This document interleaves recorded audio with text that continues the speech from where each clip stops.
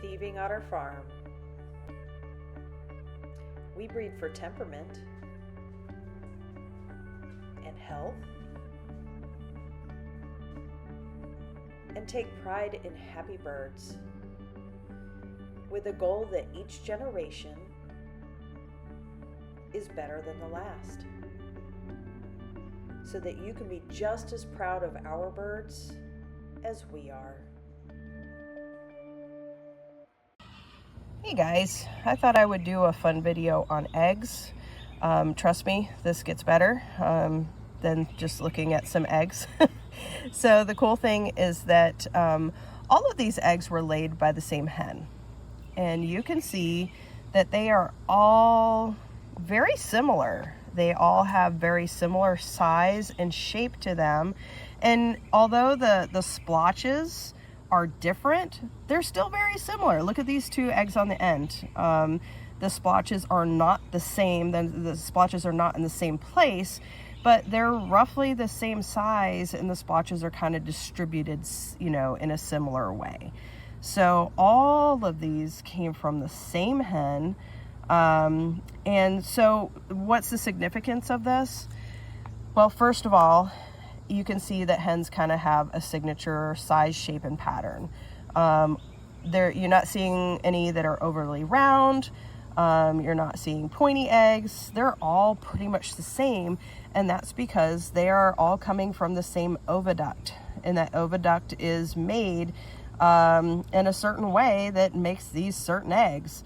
So for those people that are saying you can tell the sex of the embryo based on the shape of the egg, that's an old wives' tale.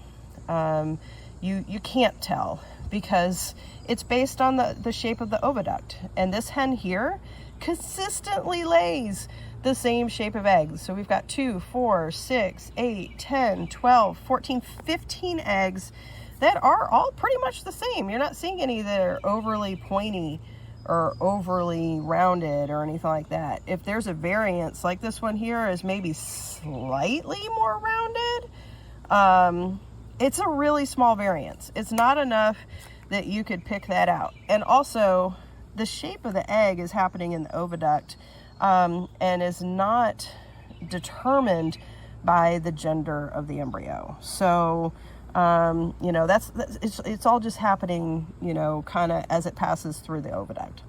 So here's a couple other examples. These two eggs were laid by the same hen.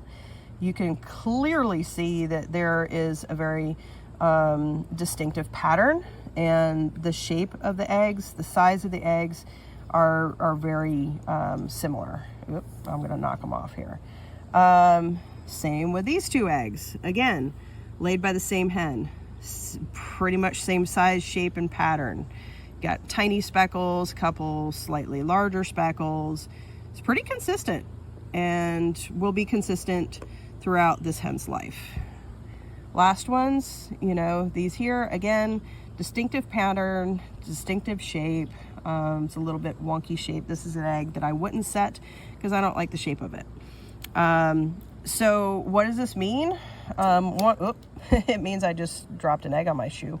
But it means that, let's say I wanted to collect eggs specifically from this hen for a breeding project, and wanted one hen and one rooster. Well, I may not want that hen to get overbred by that rooster and, you know, lose a bunch of feathers and stuff. So I could, you know, put these 3 hens in with her and know exactly which eggs to collect. I'd only collect these eggs. And these eggs could be eaten or sold or something else or tossed or whatever. But I could very easily put eggs from different hens in with this one and be able to do my breeding project. Anyway, I thought that would be a fun thing to share with you guys, and be able to kind of discredit an old wives' tale while I was at it.